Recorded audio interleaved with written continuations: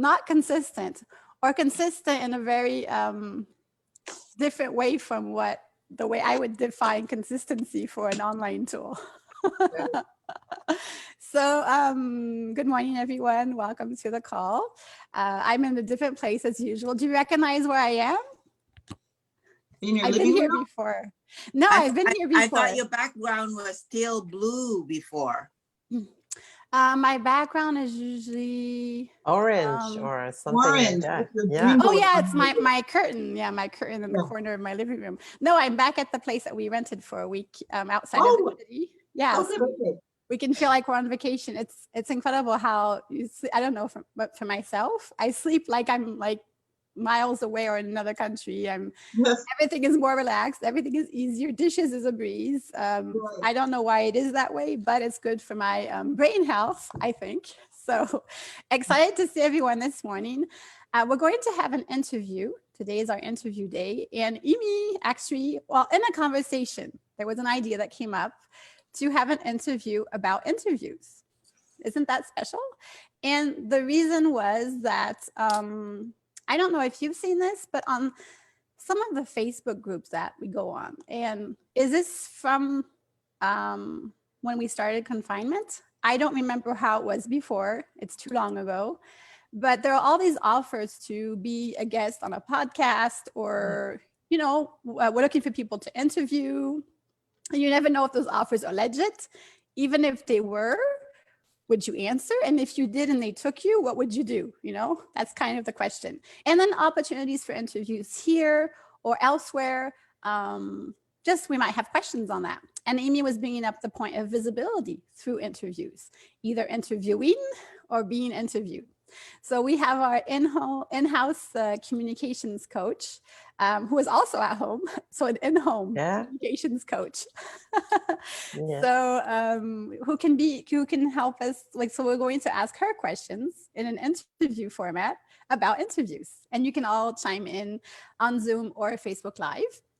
I'd like to suggest that we start with a very quick introduction. Make sure everybody has their name on the Zoom. On Zoom, you can change it with the 3 dots next to your name. And so we're all experts here at quick intros. So I think we can do that.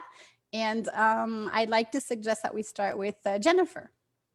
Oh, good morning. My name is Jennifer Lundquist, and I'm in Quebec City, and I'm a multi-passion entrepreneur. And one of my passions is food.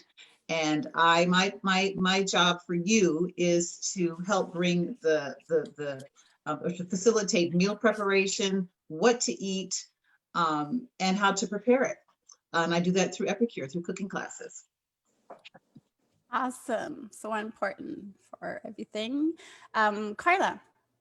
Hi there. My name is Carla. I am a registered nurse and a certified brain health coach. And I help women get their brains working right for them. Whether you are struggling to lose weight or you're having menopausal symptoms or whatever the case may be, I help your brain work right for you. Great. And most of our attendees have already been interviewed on our Wednesday interviews. So you can go back and watch the videos in the video section of the group or on YouTube. Rena?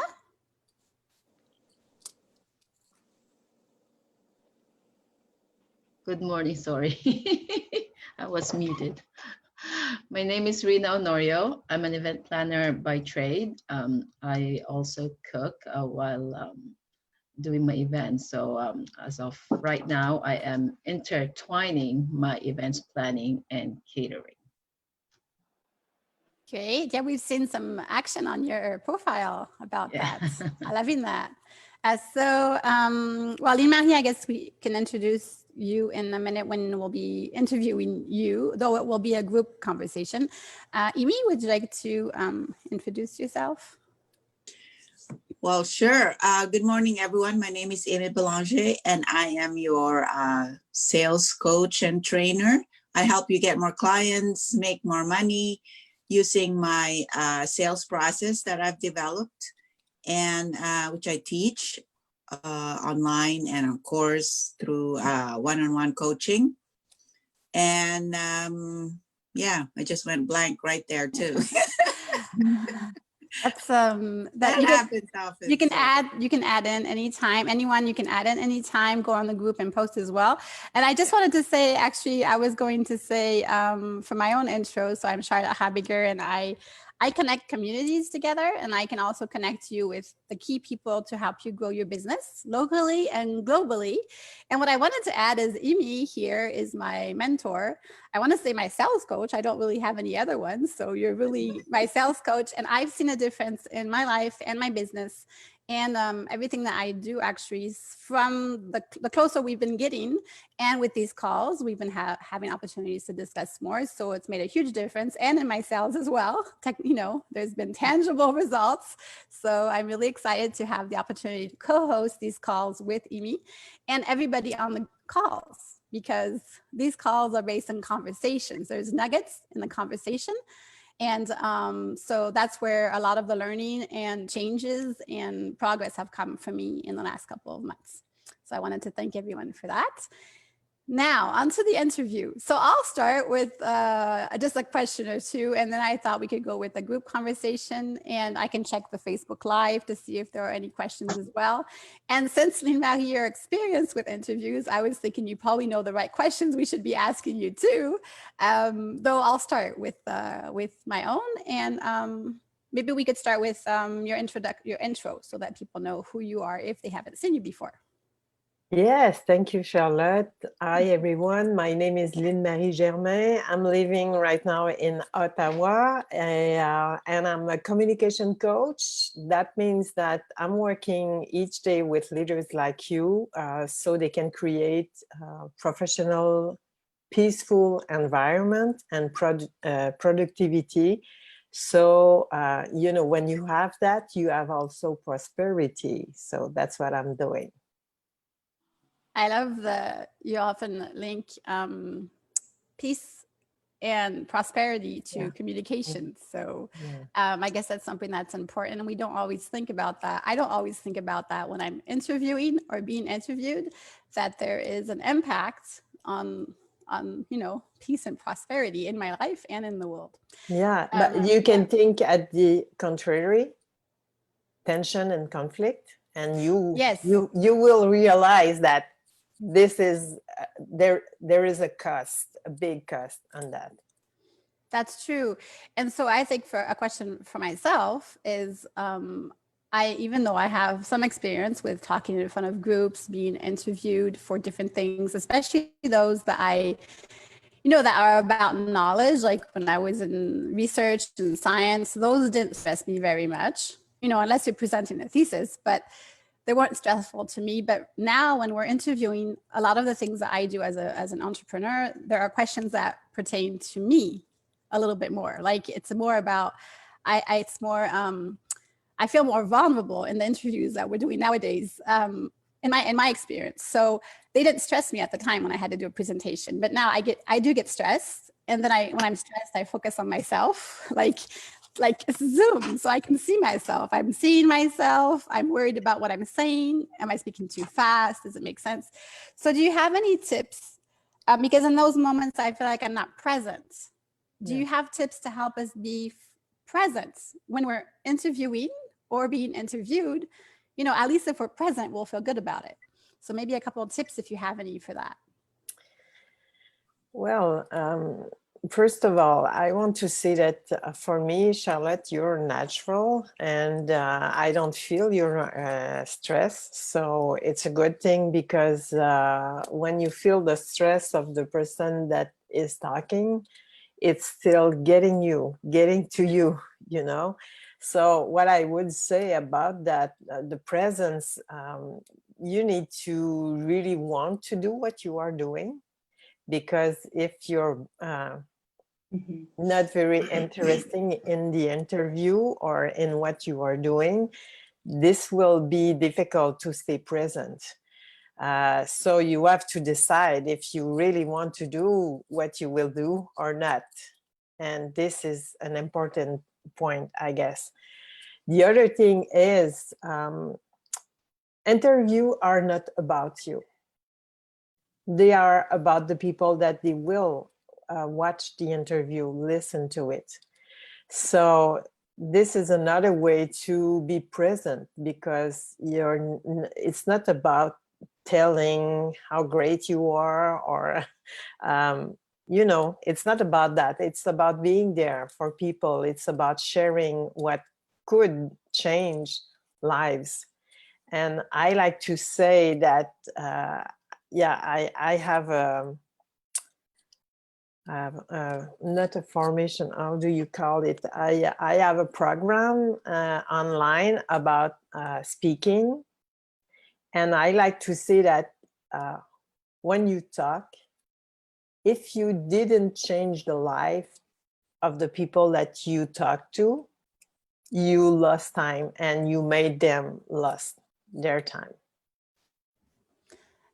That's true. Which reminds me that I did attend some of your in-person trainings and online, and that is where I learned, I guess, more intentionally the importance of my personal story in business and sharing my business. And it's true that in that specific training, people that were there, they all had an impact on my life. So that was where I learned about it, and that's where it became that I felt more vulnerable, because then I started sharing more about myself, and that was stressful for me. It still is.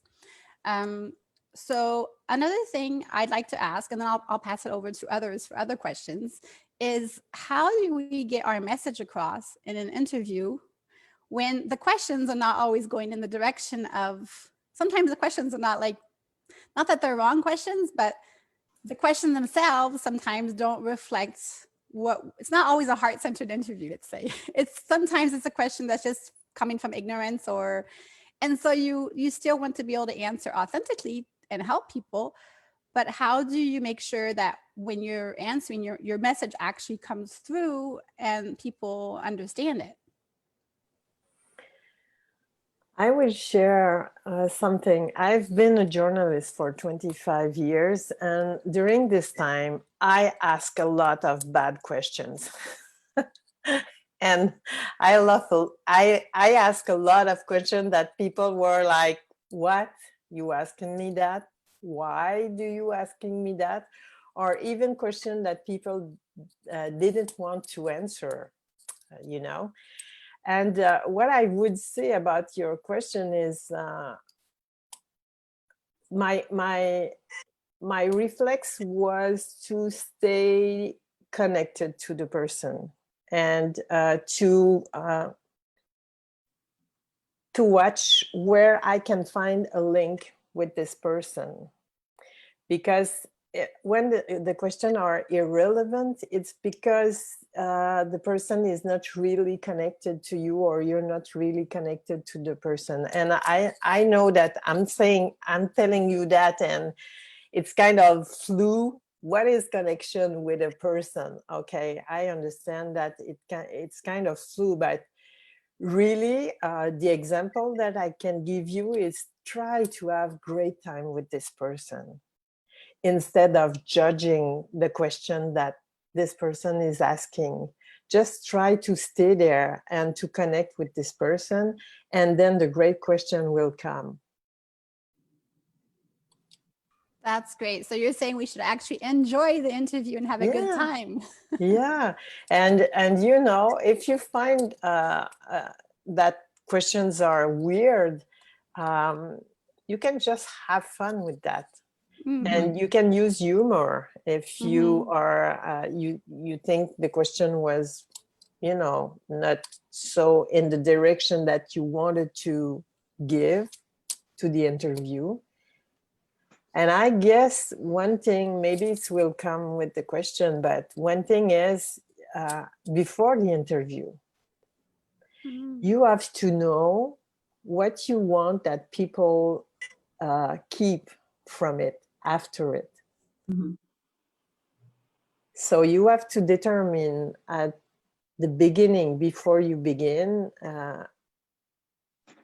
what is it that you want that people Take away. keep keep from the conversation. And then you go along with the interviewer. And you know, sometimes I did interview that were a little bit, you know, weird. And sometimes that's the interesting thing about the interview. Sometimes weird is interesting. That's true. Sometimes it's more fun for the person watching too. Yeah. And so that's true. That's great. Thank you so much, Marie. Thank I'm you, going Jen. to pass it over to others who have questions. I'll check the Facebook Live to see as well. So Rina? Yes, about that having fun. How much fun do you have to do, especially when you're doing an employment interview? Oh, I did a lot of them because I moved inside of CBC. I was working for CBC, so I did a lot of it, of those. And I guess you have to feel the people that interview you, because I would say more light than funny. You have to stay light in your interview, and lightness will bring maybe some humor, but yeah, you have to, I guess in an employment interview, I would say more stay light, stay happy. Mm-hmm. Instead of, oh, I'm stressed and I want the job. And just being light, because what they judge at this point in the interview, because I did interview hiring somebody too, and what you are looking for is somebody that you want to work with. Mm-hmm. So even if you have a lot of competence, even if your curriculum is very attractive, in the interview, they will measure if the connection is there, and if you are a great person and if they want to work with you. So I guess this is maybe not so much humor, that being light and being being a great human being for this time that you are with those people. I don't know if it makes sense for you. Yeah. Because maybe you have something in your head. Maybe you ask that because you had an experience. Yeah, and understand what you're saying, because majority of the interviews, they are very structured, right? Yeah. So they have all those questions written down and all those things. And sometimes as an interviewee, or you're being interviewed, Mm-hmm. you feel all those questions, like you feel like you have to be in there, you have to stay in there. But for me personally, I find that when it's so structured and there is no lightness, that you're saying, if there's no lightness, then I don't get that job. This is what I noticed. But when I'm more relaxed and there's some kind of a little personal connection, or sometimes there's a personal conversation, then I get that job. That's what I noticed in my past. Yeah, because this is about feeling you. This is about knowing you. And yeah, you're right. It's very structured because they have process, and so those processes are improved, and they try to see something. They try to see how you are in a stress situation. They can measure a lot of things in an interview.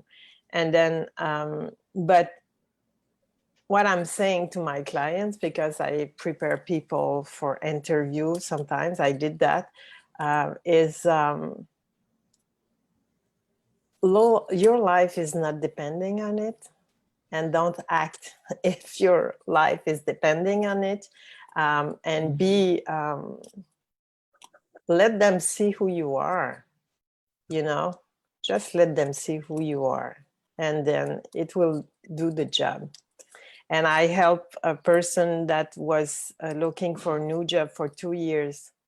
And I've been a day with this person. about what I'm saying to you. Your life is not depending on it.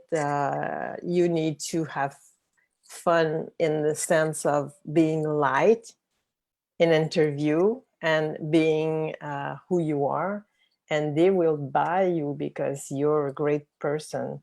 And she get the job. She got the job.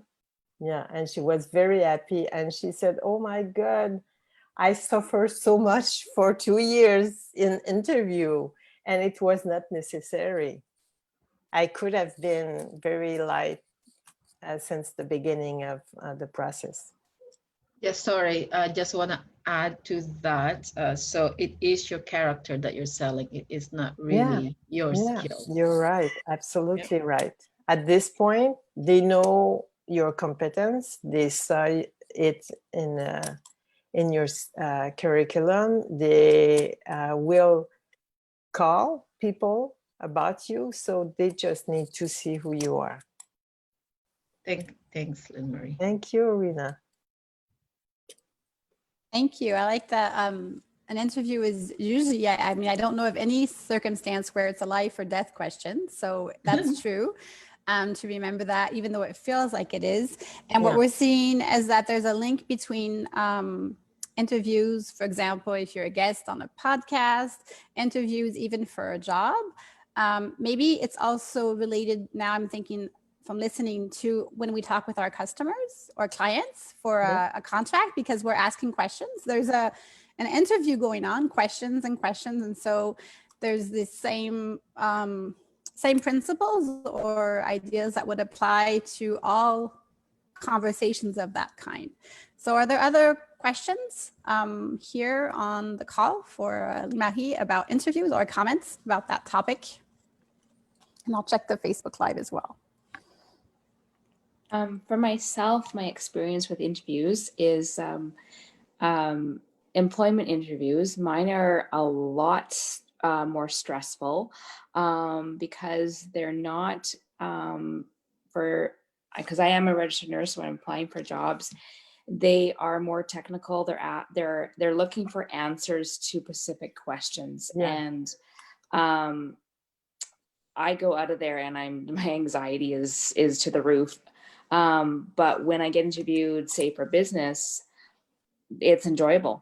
It's exactly like you said, Lynn. It's about your character. It's having fun. It's connecting with that person, so that, and it's not about me in business, but in professional, as my experience has been, it is about you, and you have to basically sell yourself in a professional. So it's an interesting that different take on interviews. If I could have a business related interview for my professional, it would be so much more enjoyable, less anxiety.